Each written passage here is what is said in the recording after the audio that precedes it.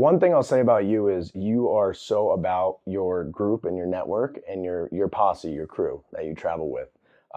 One thing I really respect is that you take your family everywhere with you. Mm. Is that always something that's been like a priority of yours, like making your family become your really your group, like it's who you roll with at all times?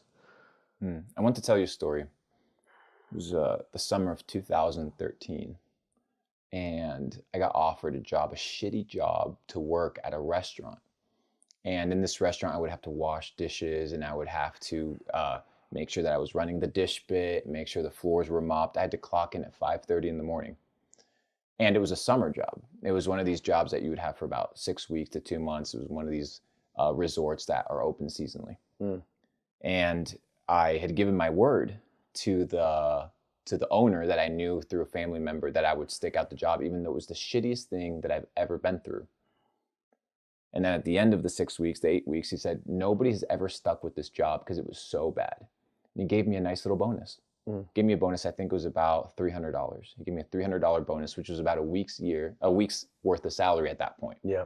And I realized that what he was rewarding me for wasn't my hard work, but my loyalty.